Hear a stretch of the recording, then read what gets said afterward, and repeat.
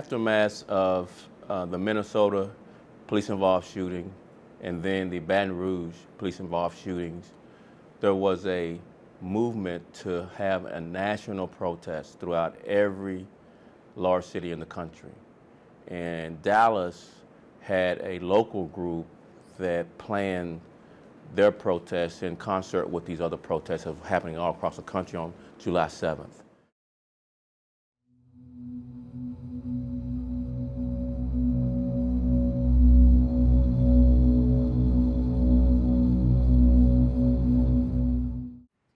Actually, the 7th was his first day back at work from our vacation, and on the 6th he was checking emails from home, and he told me that he had a memo about the protest downtown, and he talked to me apart from the girls, made sure that they couldn't hear our conversation, and he told me that he had a really bad feeling about that protest. And that wasn't really common for Mike to do. And he said, okay, well, I'm going to get ready to go to work. And I said, okay, I always told him I'm praying for you. Be safe. And he said, Ma. He called me Ma. He said, I love you. And I said, I love you more. Be safe. He said, I'll call you tomorrow. As he got dressed for work, the day of the 7th, he, was saying goodbye to us, and we all, give a kiss and a hug before he leaves for work. And he went to give Caroline, my youngest, a hug and a kiss, and she was just being silly and saying, no kisses. And it was really out of the ordinary for him, but he said, hey, Caroline, you never know if this could be the last time you hug and kiss me goodbye. And she jumped up and gave him a kiss. That day was just like any other day. I worked the 6 a.m. to 2 p.m. shift in the Central Business District. It was actually, the morning shift was pretty quiet. During my shift for 2 weeks straight, every day I had popped into the records building to drop off our marriage license, and that morning there was no lines at 8 a.m. That day, right as everything was, getting going with the protests, we ran a call for a K2 patient at a 7-Eleven on Elm Street. And that was the first time I seen Brent Thompson, Officer Thompson with Dark PD, for the first time that day. And he had been on vacation. I remember saying, what's up, man? And he's like, oh, just living the dream. And the thing I hear every morning and every night is 3 words: love you, Dad. That's the last 3 words that he said to me. Love you, Dad.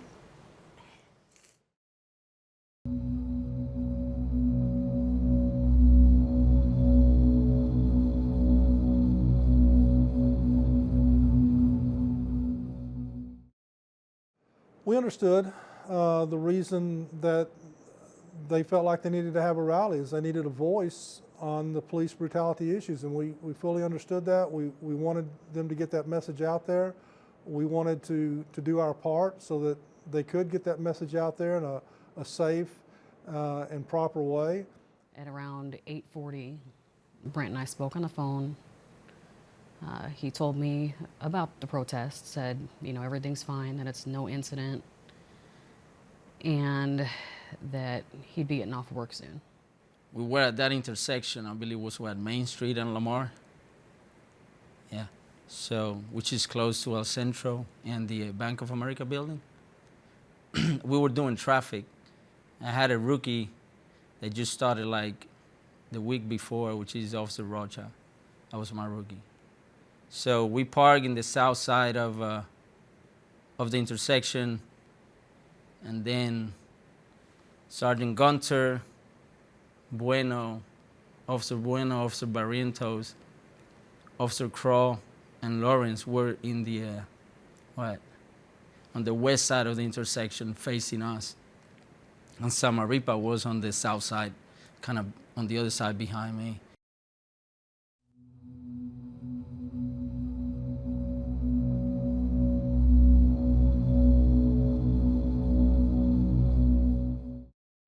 We were done. We were waiting for the all clear sign, and that's when you start hearing noise. We heard what sounded like either a firecracker, but it sounded kind of far away. I looked over at the guys, and they were all like, that sounded weird. Where did that come from? It sounded kind of far away. We continued what we were doing, but we were looking around, and then some time went by, and then all of a sudden we heard a loud gunshot. This one we knew was a gunshot. It started getting louder and louder, and we still couldn't get a beat on it. And that's when you realize all hell's about to break loose. You don't know it while you're in it, but the sinking feeling comes. So I look over there, and that's when I saw Crow going down.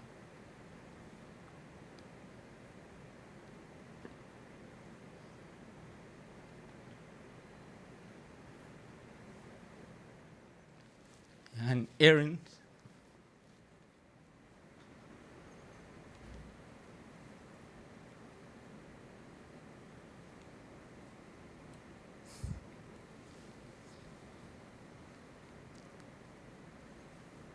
That's when I noticed something was wrong. They had their backs to him, and so he was able to walk up without being confronted to the first initial officers and shoot him in the back before they were able to react. It was just very disorientating, the shots, how they're reflecting off the buildings. I could feel them kind of coming like rubber bands around me. I remember I screamed to my rookie to get cover, and I just took off running towards them. Samaripa was doing the same thing. Then he got hit, and he goes down.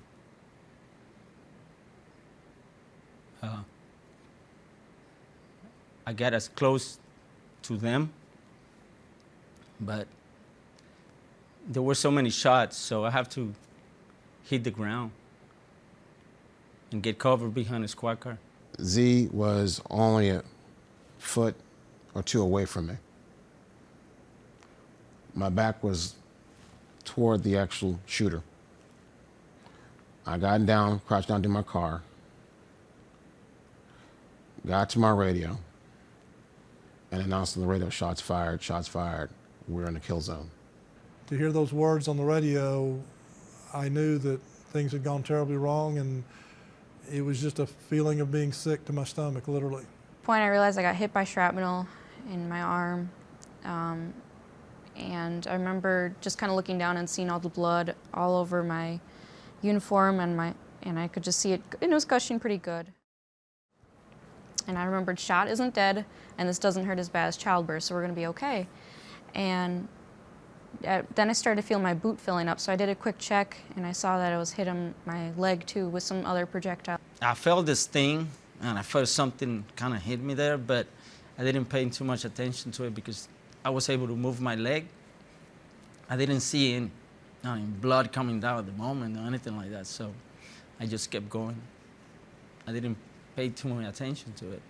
As soon as I saw officers go down, I knew, this is geared towards officers.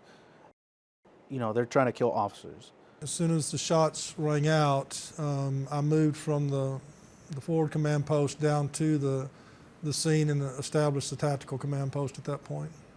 My car was approximately like 5 to 10 feet away from me, between me and the shooter.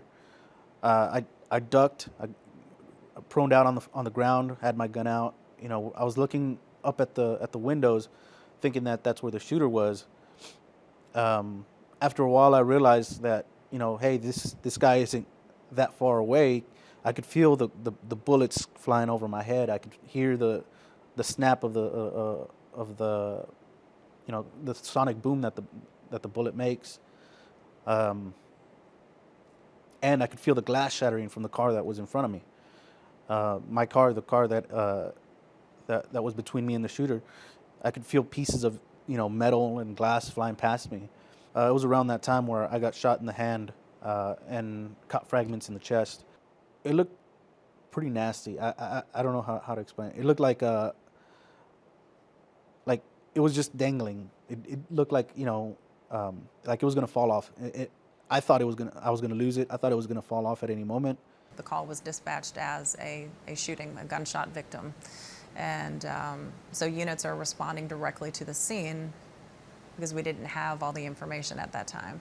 So their units checking en route, and of course when they get there, they're seeing that this is something that is ongoing. Shots are being fired, reports of victims in different locations. By this time, bullets are hitting the car. I got in the Z, pulled him over to me the best I could, and was talking to him. Barrientos came over to assist. I didn't even think about it. I just ran over towards him and Sergeant Gunther. I was too far away from my car to get my med kit. I asked Barrientos, did he have anything? Could he get my kit? But then we looked, and by this time, the car has been riddled with bullets. There's no way we can get to it. I ran in the intersection where I started providing aid to Corporal Aarons. I remember organizing an extraction because I realized our ambulances wouldn't enter the intersection.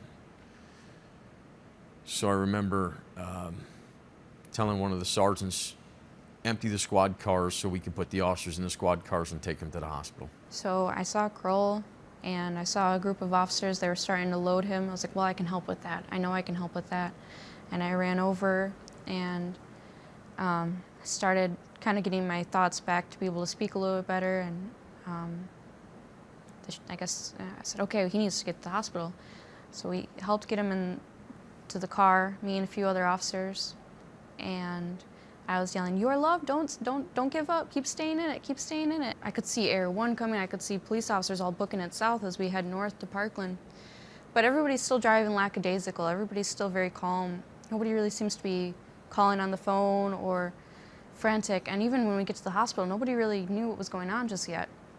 Because when we get to the emergency room, everybody's just stunned that this car just came in and jumped every single curb to get to the ER door. A lot of people running different directions. You had officers trying to coordinate them and provide them safety, provide them direction, try to get them out of the line of fire. So between the demonstrators running away from the gunfire, the officers running to the gunfire, the media in the mix of all of it, it was very chaotic those first few moments. We did have an intern in the back. Poor little guy, I was yelling at him. Because I do remember telling him to get underneath the stretcher so he wouldn't get shot. Heck, even at one point I was rolling up the window. It's kind of funny because my partner said that, said, "Daniel, those are not bulletproof windows." And I said, "Well, I got to do something." So I continued rolling up the window. It was mayhem. We were just going back and forth looking for this officer. I remember the police telling us, "You're in the hot zone. You're in the hot zone." And we're like, "Yeah, well, where's the cop? Where's the policeman at?" I believe it's Austin, northbound on Austin, and that's when we started hearing gunshots, and every police officer we passed, we're asking, where's the officer? Where's the officer down? They said they didn't know. That's when we made our way onto, I believe it's Main Street, right where El Centro. We managed to get towards the Lamar Street entrance, which is where the gunman shot and basically lit us up when we were trying to get out the door. I think he was trying to get into the building with us to take cover when we came up on him. He fired into the glass or into the doors in that area. Officer Shaw was hit initially. I was hit. I think it was around that time that that maybe Thompson started shooting at him because all of a sudden more officers were able to get to the scene and started coming across through the street, parking next to us. We took Zamaripa and we put him in a squad car, and we told them, hey, get him to the hospital now. Brent just so happened that he actually saw the shooter. Our other officers didn't see the shooter immediately, but as soon as they saw Brent's car and saw Brent was not in the car, that's when they then picked up where Brent was located, and he was actually engaging the shooter. I met up just a tiny bit south of the Greyhound station in the intersection with 4 other SWAT guys, and we couldn't drive any farther north on the Mar because there was just chaos. Grabbed my vest, put it on as quickly as possible, and started following the trail of officers and glass where the shooter went into the building. When I did finally make it outside, and that was after DPD was able to, Dallas really pushed him back, I went out with him and saw Thompson on the ground. I don't remember recognizing him until I got to him. I just saw an officer down, grabbed him, pulled him back. My partner started saying, "Hey, stop, stop, stop, stop." He saw something on the, on the right side of the squad car. He jumps out. I jump out. I pop the trunk. I deploy my rifle, and when I come out from the side of my squad car, that's when I see on Main and Lamar several squad cars there. I didn't realize there were officers down behind those squad cars. So I look over, I smell the gunpowder in the air, and that's when I see an officer pop his head out from behind those squad cars and say, "Get out of there, get out of there. He's right there." I then got on the radio and I yelled. I said, I need, this is who I am. I said my element number at the time. I said, I need DFR here now. I've got a downed officer on the east side of El Centro. And that's when, I start looking around with my rifle, and my partners run over to what turned out to be a DART officer that had been gunned down by the suspect. And I run over there, and I'm, trying to provide cover for my partner as he's down on his knees trying to work on this DART officer, fallen DART officer, Brent Thompson. I said, Milo, we need to move him. At that point, I didn't know Brent was gone, but at that point, my partner backed the car up, and we helped get Brent inside of the car. I think there was 3 of us that picked him up while my partner backed the car up. And a supervisor from another division actually drove Brent to the hospital. And when they put him in the car, that's when I realized the gravity of his condition. And I kind of froze in that moment. And in my head, I'm praying, and I'm just, asking for God to protect us. And sorry. There's no doubt in my mind that had it not been for Brent Thompson, we wouldn't be here right now. Once the area was clear, my goal was to get to that shooter as quickly as I possibly could. He wasn't going to escape me. He started to pull back. He engaged DART on the corner, then engaged him in Elm Street, we think. Then he came up to the Elm Street door, which is around the corner, and shot his way through there. Went in that door and went up the first set of stairs that he came to.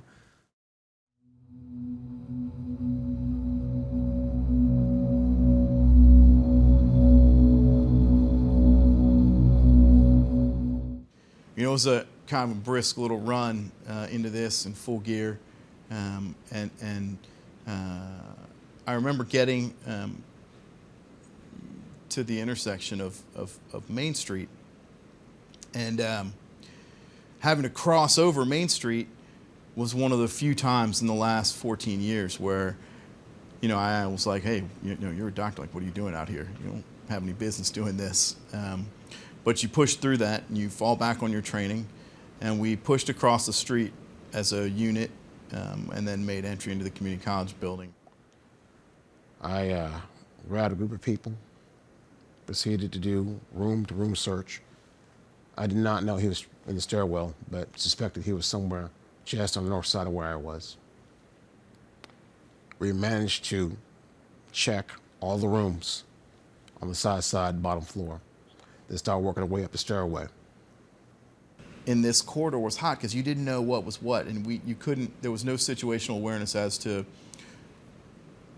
how many people were attacking us. So that made it really challenging. By the time we moved a few blocks in, suspect had just entered the El Centro building, so we sort of chased him up the steps. We knew he was wounded because we were following blood trail. We run in the building, me, my partner, and the other guy from our unit. And it was such chaos. You had people hiding behind things and yelling, no, he went that way, no, he's over there, no, he's over on that side. And we were, at that point, trying to lock down the building. We knew we had at least one subject in our building, or in the 3 buildings that were there, that we were trying to contain in that area. We had been able to start taking the control back. The surprise was over. We now had the initiative, and that was, let's get this guy contained into an area where we can deal with him whatever way we need to. I knew then that this was a seminal event happening in our city that was different than other events that had happened, and that however we managed it would be critical not only for our city, for our officers and their families and the wounded, but also it would become a national conversation. I knew that instinctively right away, that whatever we did had to be done in the right way. He was in a little cubby, for lack of a better word, a little nook, and he was basically where the position that he was at, where he took Sergeant Smith. When the guy shot Mike through the window, that he gave up his hiding spot in the college. And that Mike's death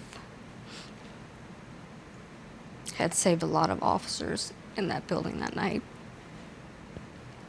He did everything right. He knew what he was doing. He was getting people out of the area. It was never, ever about anything he did wrong. He knew that area. We had worked it for 5 years. He did everything right. And a coward shot him in the back. And then that's when I saw four police officers carrying Officer Smith. Of course, I didn't know who he was in, and then I told him, let's park it here and jump out and load him up. I started talking to Mike Smith. We started, you know, what I need to do for him to trauma protocol, and it didn't look good on the monitor. It's the life pack. It didn't look good, and I knew it, but I didn't want to recognize that it was bad, because I was going to make him better. We started talking, and he told me that he was from Carrollton, and I said, you know what? I lived in Carrollton, and we started talking about, he told me about his daughters, and how he loved his little girls. Again, when I took off his shirt, it was, I could tell it was a bad injury. At that point, immediately I looked at my partner. I was like, you know, we got to go. He said, Daniel, take my boots off. Just take my boots off. And I kind of gave up because I knew what he meant. It was like impending doom. And like, no, this is not happening. You're going to be okay. He told me, please take my boots off. I said, okay. I dropped my things. And I looked at his shoes, at his boots. And like, oh my God, how am I going to take his boots off? They were all knotted up, tied up in knots. So I grabbed my pocket knife and flipped it and cut his laces off. And I took off his boots, and he told me, that feels really good. We went back to the scene, and I kept thinking he's going to be okay. And we went back. We treated another policeman. He got a wound on his hand, I guess, and we treated him real quick. And I asked some of my partners that were at the hospital if they knew what had happened to him. Well, you know what? I don't think he made it. And I kind of like, I got really angry. And I couldn't accept it that he had died. But I'll never forget him telling me to take his boots off and how good it felt when I took them off. And seeing the look on my partner's face, I didn't know what to say to him other than what I knew. I was like, man, you did everything. I mean, we did everything right. I mean, there's nothing else we could have done. We were not only responding on calls that had to do with this incident, and we did continue to get caught on some officers who had suffered gunshot wounds. We also had a lot of people who had been injured as they were running. They had fallen, and lacerations. I believe there was actually one broken leg, some sprains and strains. We're responding all those. But because we've set up this perimeter, we have to answer all the calls. So even if it's, your seizure, your diabetic, your chest pain, suicide, car crash, elevator emergency, whatever it was, we still had to respond to those as well. It wasn't just the shooting incident that we were overseeing. We were seeing any request for fire or EMS within that 50 city block area. The night was, even at the hospital, it was chaos and confusion and sadness and emotion that everybody was trying to work through and trying to come to an understanding of just how bad things were. We knew they were bad, but we just didn't know how bad or what to expect in the next minute or who was going to come through the door in the next 5 minutes. And they're going to start surgery on him immediately. And they're like, you need to get out, you need to get out. And I was like, well, I need to stay in, you need to be with him till the end. They're like, you need to get out when you do surgery. So I got out, and it sunk in. I was all alone in Parkland. I don't even know where Parkland was. I'm not originally from Texas, and it's a maze if you've ever been in Parkland ER. But I said, okay, well, now we need to get back, and we need to get back out there fighting. And I really couldn't hear very well because the shots had really kind of shell-shocked my ears. I guess that's the word. But my hearing had kind of gone out, or it was difficult to hear. And I could feel the blood, my boots filling with blood, and I could feel the blood just dropping off my arm and rolling down. And as some other shrapnel had hit, I was bleeding from my forehead just a little bit, and it was just very, very minor. Then I realized I really needed to throw up. And at about 10:30, woke up, looked at my phone, saw a lot of text messages and missed calls. Called the last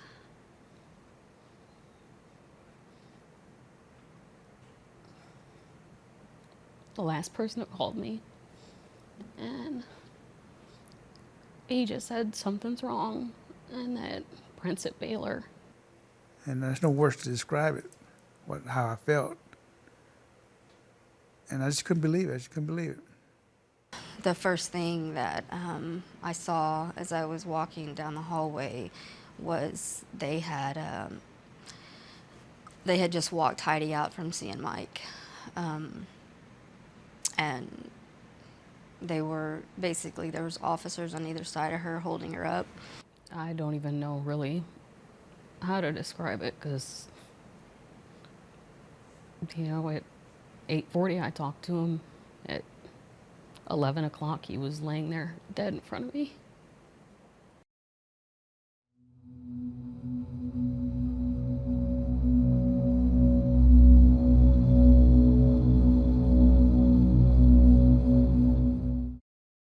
You know, we are all on pins and needles about this guy who had told our negotiator over the 3 hours he wanted to kill more officers.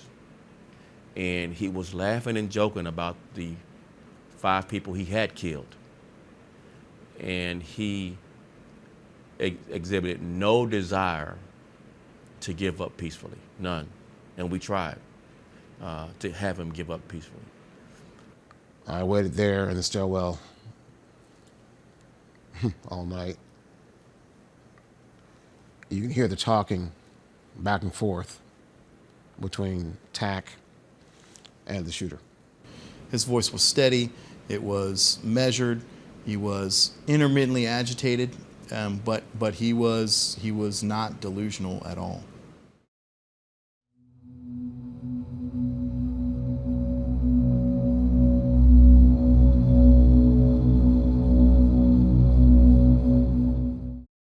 When I asked the commander, Bill Humphrey, for options in between press conferences to end this, because we just can't go any longer, this person is going to kill more officers, and I was unwilling to be indecisive and allow another officer to get killed. I wasn't going to be that person who was afraid of the political consequences of making a tough decision. That's not me anyway, but that wasn't going to be me in this seminal moment for Dallas and for policing.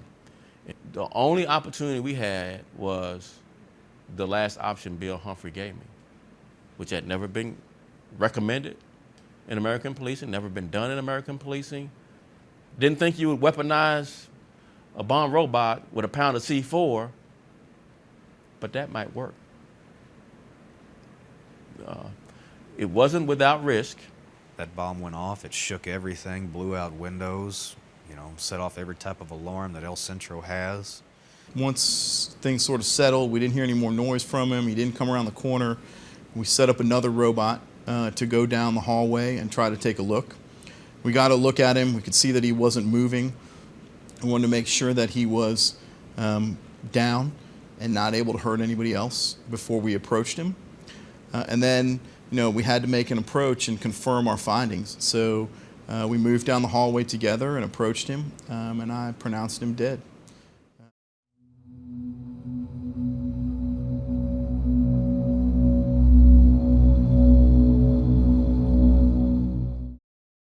This was a few minutes of a shootout, near 14, 15 minutes of a shootout, running gun battle through downtown into El Centro, and then a 3.5-hour standoff where we negotiated with him once he gets down a long dead-end hallway. Everyone expects this release, this great weight lifted, but the simple fact is, my people are still gone. Yes, the suspect died. Yes, this is a horrible event. But the reality is, a family has lost a son, a brother, a father. I lost invaluable friends that I can't replace. The city has lost some incredible officers. There's still a big hole. We spent a lot of time trying to negotiate with someone who had already killed 5 officers to give up peacefully, 3.5 hours.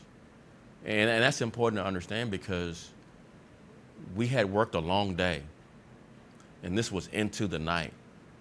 and everyone came downtown. Every sworn officer came downtown to help. Sheriff's officers, suburban officers, everyone just kind of pitched in. And that was good and well, but we didn't have a significant relief factor for people sitting at the end of a long hallway holding a rifle at a guy who's a madman and a coward who had killed 5 of our officers. In both of the parts of my job as a trauma surgeon and a police officer, ultimately, both of those jobs are about saving and protecting lives. And so you never want to see anybody get hurt or lose their life. But I think in this case, there's no question that this individual losing his life saved the lives of a number of other people.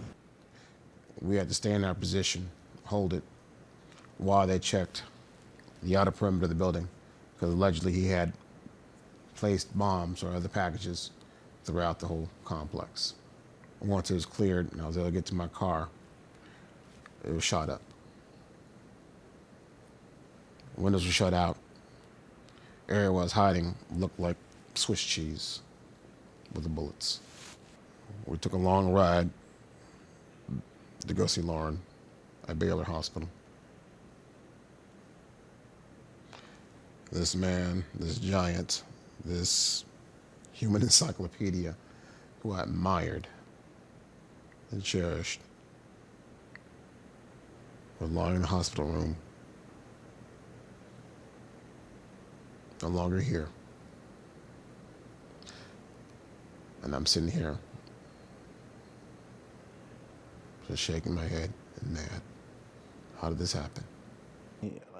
I think it was around 3 o'clock in the morning. They told me, hey, Aaron's didn't make it. Again, I was, just heartbroken. Both Zamaripa and Aaron's, I knew they had little kids. Zamaripa, I had been in the car with him when he would talk to his daughter on the phone. I couldn't believe it was only one shooter. That was my first impression. I was like, one shooter? Gotta be more than one. And then when I knew that, my 3 partners were gone. And then I knew my rookie was injured. Oh my God. And then Barriento was injured. Basically, my whole squad was injured. Bravery is what I immediately took away from. You hear loud shots, the pop, pop, pop, pop, pop, and then you hear and see shouts, screams, and people running away from where the shots are coming from. And then you see the brave men and women of the Dallas Police Department running toward where the shots are coming from. Just extraordinary courage. I've never seen anything like it in my 33 years, where you have pure chaos, people running everywhere, officers down, and officers running toward gunfire, shielding people who were protesting them just minutes before, and shielding those people with their bodies, which was meant to me. The officers were willing to take a bullet for people who had just been protesting them as police officers. Nothing seemed real at that time. We just felt the support of all the police officers, and we would not have made it if there hadn't have been so many people supporting us. When the officers were taken that had passed away and were being sent to the medical examiner's office, we paid tribute to them like we would at a police funeral.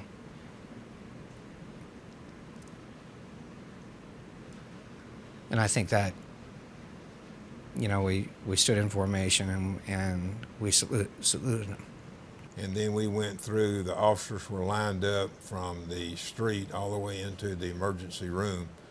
And we walked through that, and they were all at attention and very reverent and so forth, and feeling for us. There's so many policemen out there saluting my baby. And they were crying. I remember them crying. We hadn't had a minute to think about what had happened. certainly didn't have a minute to really process those emotions.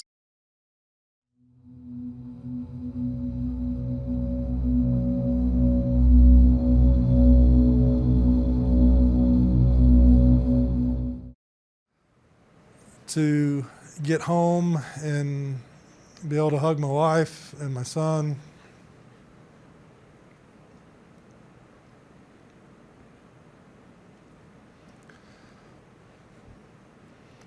It was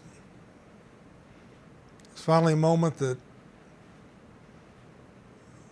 we could all cry, and we did for, it seemed like hours. Long time. Grief process was in full play, and the feeling of being sick wouldn't depart for a while. But you get to a point where you cry yourself to sleep, literally, just to get some rest, and that would be the beginning of a long grief process. When the news came on and this picture came up, I told my wife, I just started crying and I broke down. I said, I thought I could save him. And I just broke down. And I hugged my kiddos. And knowing that he was never going to go back to his little girls anymore. I know there's a lot of guilt.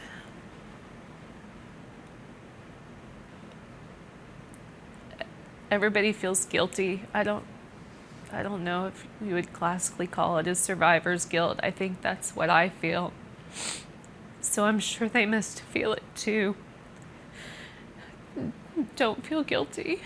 And just remember to be safe and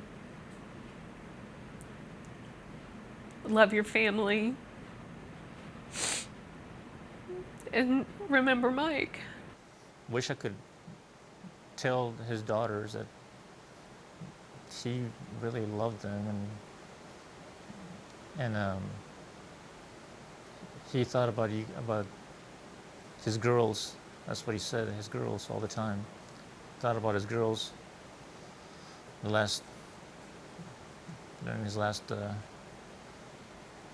minutes, during the drive to work every third day. I still pray for him, for his soul.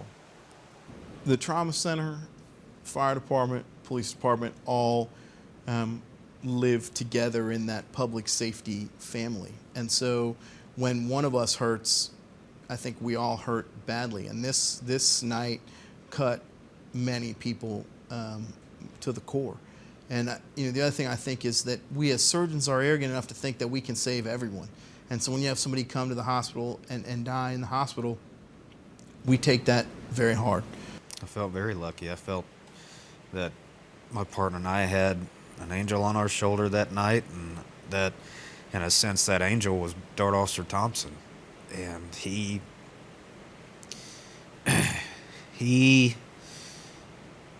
is a reason that there weren't more casualties with DPD at that first initial shooting at Main and Lamar. He saved a bunch of us. I don't know the right word besides hero and warrior for him, but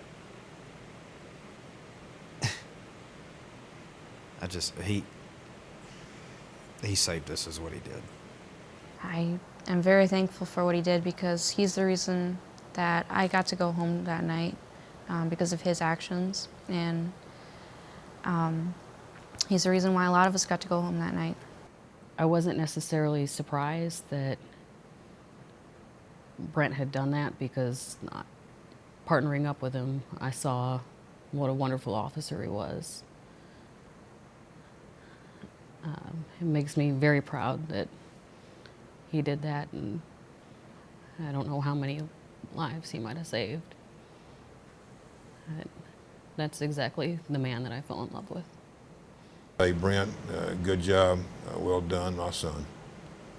It's truly amazing to watch people as they, run into the face of danger, not knowing what's going to happen or if they're going to be the next one that's shot, as they're yelling for other people that they don't know and they've never seen before to get out of the way and pushing people to try to ensure that they're safe while they're exposing themselves to that kind of danger is pretty incredible to watch. There's no reason in this world to kill, period, but to not even know these people and know if he had a problem,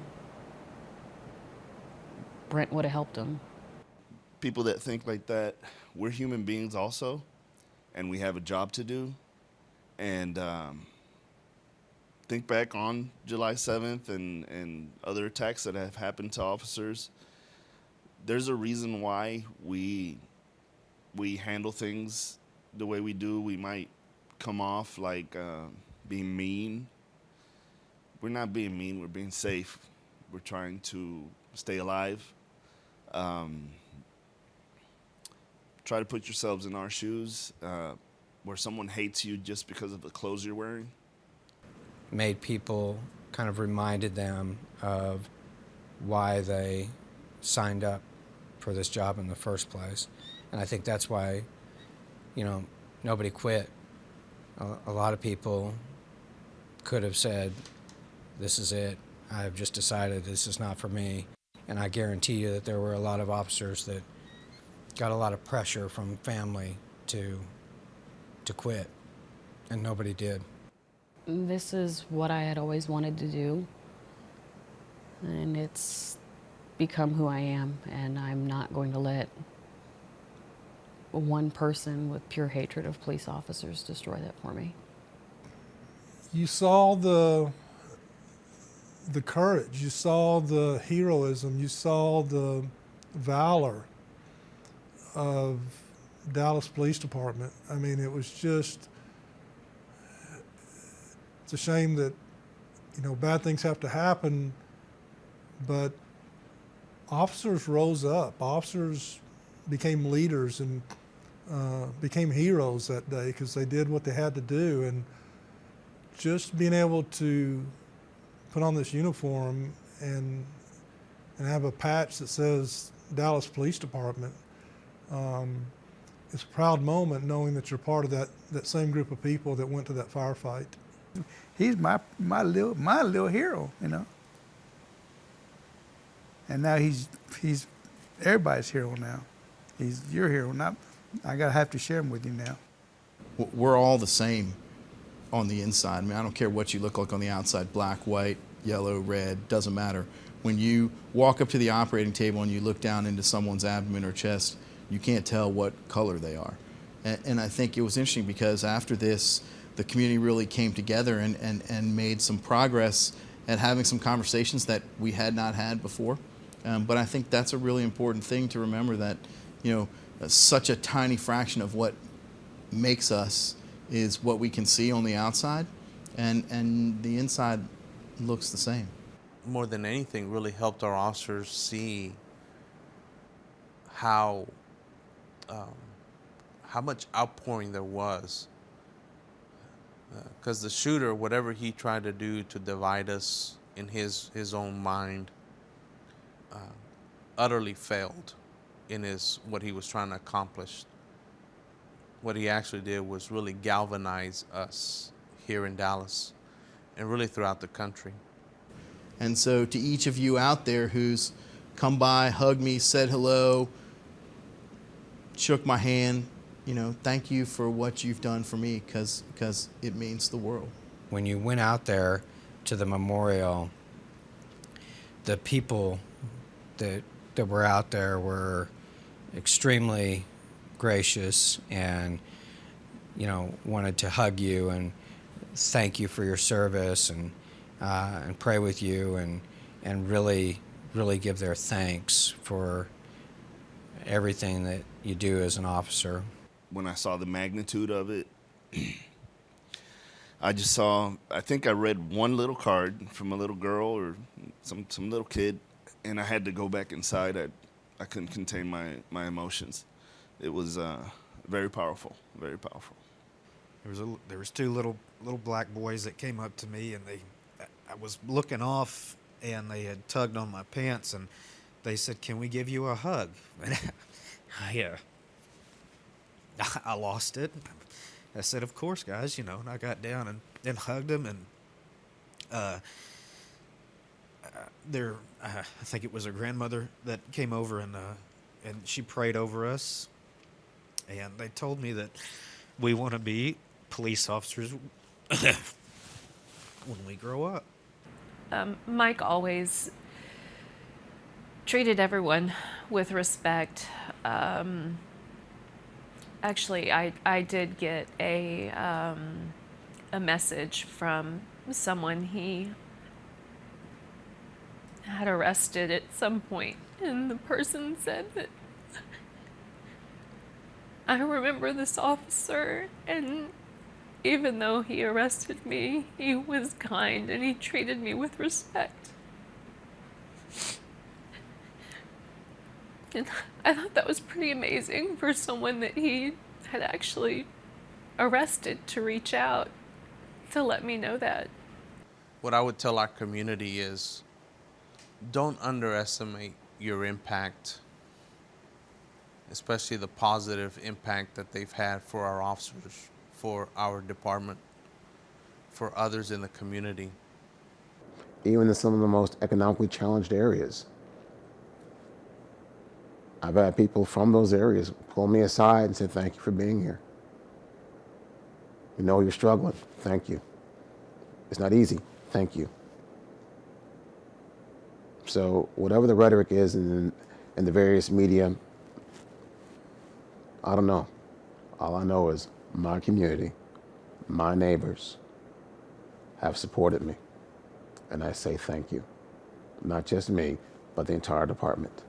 Anytime there's a tragedy or something, don't look at the tragedy, but look at the number of people going to help. There's always more people wanting to help than there are wanting to hurt. That we're never stronger when we're divided as a country. We've always been at our strongest and accomplished much more when we bring our divided opinions and conflicts together. It does not feel like it's been a year. It feels like it's been maybe a few months since then. Maybe 2 months since then, or sometimes I don't know. It just feels so recent. It's all still sometimes so fresh. At the same time, when I think about the guys that we lost, it seems like such a long time ago that I've seen them. The best analogy I can give you when we're dealing with this kind of situation is driving a small boat, if you will, through a hurricane.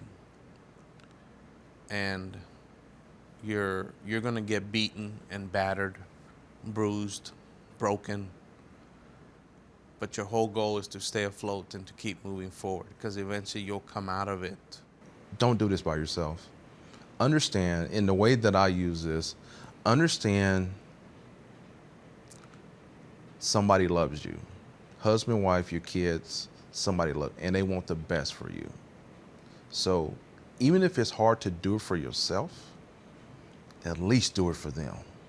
Seek out, go to counseling, get some help, talk to a friend, talk to your pastor, take a vacation when you need to take a vacation. Work's still gonna be there. Go back doing the things that you love to do. We all get caught up in our work on a daily basis. Go back to those hobbies that you really enjoy. Spend more time with your daughter and your son. Go to their school. All those little things matter.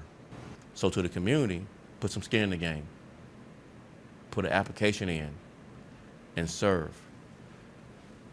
Our country has never ever made significant change when we only protest. And we've had protests in our country. Our country was founded by throwing tea into Boston Harbor. But if that's the only thing our founding fathers had done, if they had not fought for our freedom in a war, and then wrote a Constitution and a Declaration of Independence and a Bill of Rights, and then served in government as congressman, as president, as local council people, and voted for the changes they wanted in government,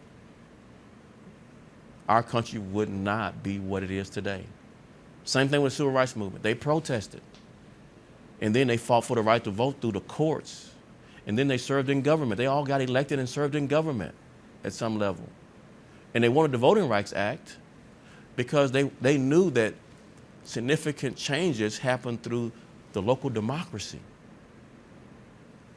And just look at the percentages that we vote. We had a council election just recently here in Dallas, and the voter turnout was 6%. 6%. No significant change happens when you protest and turn out to vote at 6%. None. It's not the history of our country. It's not how our democracy works. I know as an officer, we take a lot of flack for what happens around the country, but not a single one of my people deserved this. I'm still angry. I still cry.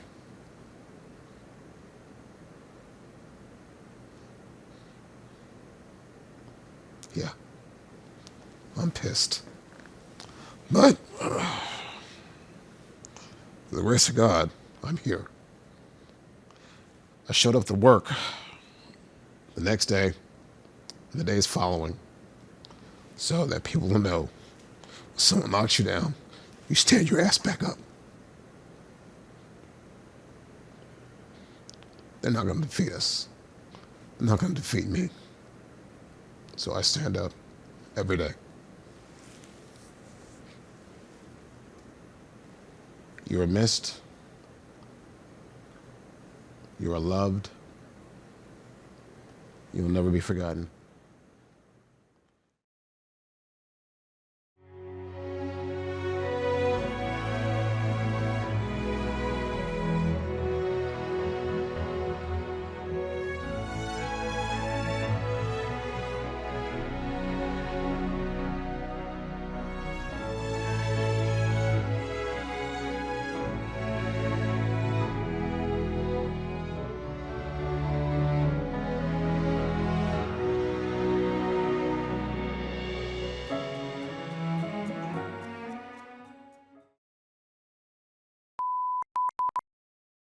One of the things that any of his partners will tell you over the years, we all laugh about it, is that every night when we went to eat dinner, Mike would eat dessert first, always. Didn't matter where we went, didn't matter what we were eating, dessert was ordered first and eaten first. And we'd be like, why are you doing that? Yeah, life's uncertain. If we get a call out, I want to make sure I have my dessert. I'm like, okay, I don't know how you stay so skinny with all of that. When they relate to detail, I have to check the time of year because he's a big Rangers fan. I have to double check when is opening day. So when I get the phone call, which I will get from Pat, Sarge, I'm gonna be late. Really? What had happened was, Pat, what time is it? 4 o'clock. Are they finished batting practice? Yeah, Sarge. You at the ballpark? Yeah, Sarge. All right, I got you. That was it. That was it. It was springtime, and it's around 3:30, 4 o'clock, because batting practice starts at 2:30 for the Rangers, depending upon the time of the game. I know where he was. Just, you gonna be here tomorrow? Yeah, Sarge, I'll be tomorrow. Got you. That's it. There's a cupcake store on Elm Street, and just about every overtime shift that I would work with him before we even started dating, he would have to go and buy me a cupcake from there so I wouldn't be crabby because I worked a double. We had an incident at the station where a stalker was coming by, or we were told, we got intel. And Lauren had no plainclothes training, but we had to work plainclothes looking for this guy. So Lauren is huge, but I never saw that. I saw this incredible intellect that people kind of gloss over because of his enormity. But he was so well read. Anyway, he said, "Sarge, I don't have a shirt. I don't have any clothes. I can't do this." I said, "Let me fix that." I live not too far away from the station. So I happen to have this old shirt. It's called G, and on front of it is this big old gorilla. And the shirt is like 3 or 4 XX or triple X, quadruple X. On me, it comes down to my ankles and knees. Looks like a dress. On Lauren, it fit perfectly. And he looked at me. "How'd you know?" I said, "That's my job. I'm your sergeant." And we sat there and laughed because it fit him so well. And the rest of the night, we were working plain clothes in front, just talking the whole evening, back and forth from football, because he played football for one of the teams we played against back in the day, to everything. And we were just doing the job, working as partners. And one of the things I loved about my people is they give me ideas to how to make the unit work better. Lauren never stopped giving me ideas. "We need to be doing this type of training, Sarge. We need to be doing that. I want to see us do this here." I said, "You're right, big man. Give me a minute to work on it. We'll get that training. That's why I brought you here." There are times when the guy amazed me with his savvy and his heart. And there are times when he was learning or teaching me and I'm learning from him. So it went back and forth. When he worked at Love Field, a stewardess had brought in a stray dog to the police. They have an area for the police there, and she said, "I found this dog on the side of the road," and the police were all like, what do you want us to do with it?" And she said, "I don't know, but I've got to go to work." And so Mike sent me a picture. It was Thanksgiving Day, and he said, can we bring this dog home?" And I said, "No, absolutely not." And then about an hour later, an officer knocked on the door and had the dog on a leash. And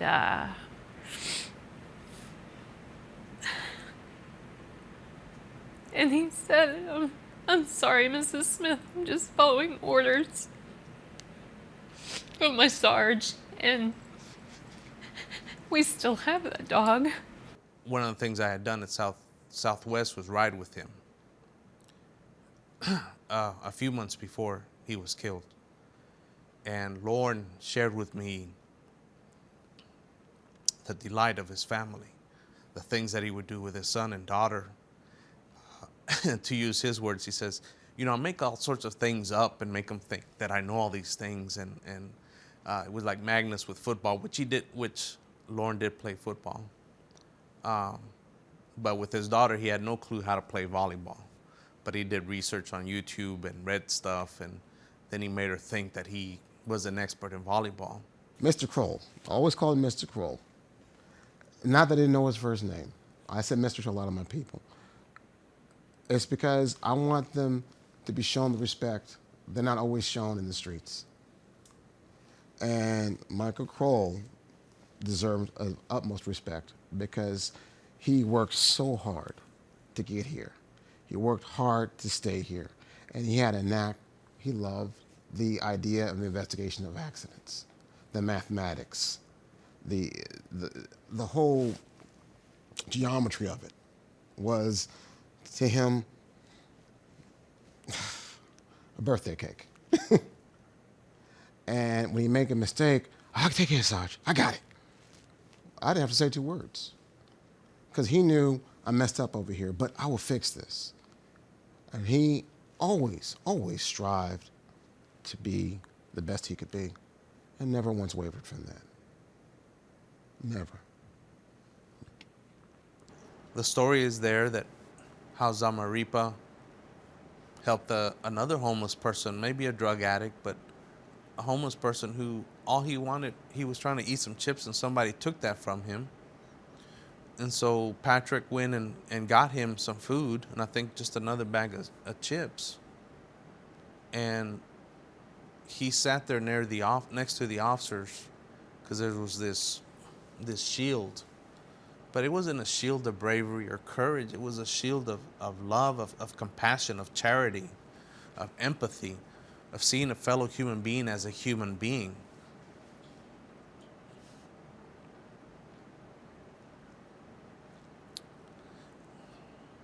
Those are the men that I lost. Those are the men that we lost as a community. But I'm grateful because there's many more of them, men and women, who don on this uniform, who do the very same thing without accolades. And they don't care about cameras and praise. Yeah, one time we answered a burglary call together, and the suspect got in the house, so everybody's responding. Lauren is responding. Aaron's and we got there. The suspect ran out back of the door, so we running the suspect through a wooded area, and they go into it was a creek. It was very deep creek, it was kind of like a cliff kind of thing. It was pretty deep. And then I guess I'm more agile since I'm shorter. So I'm going through the wooded area, of course. Crow is getting tangled with the trees, and it was funny. It was a funny sight to watch. And then we got into the creek, and after all, he couldn't get out after that. I mean, he was big, and he weighed over 200, and I have to go up, find a rope, and throw it to him to pull him out. And of course, he didn't want it to call nobody else because we're gonna make fun and joke about it. But I mean, I have to laugh so much that day, and that was maybe a month before the shooting happened. So I have to get him out. A neighbor gave me a rope and get him out, and I said, you know what, you owe me for the rest of your career, because if not, I'm gonna tell this story.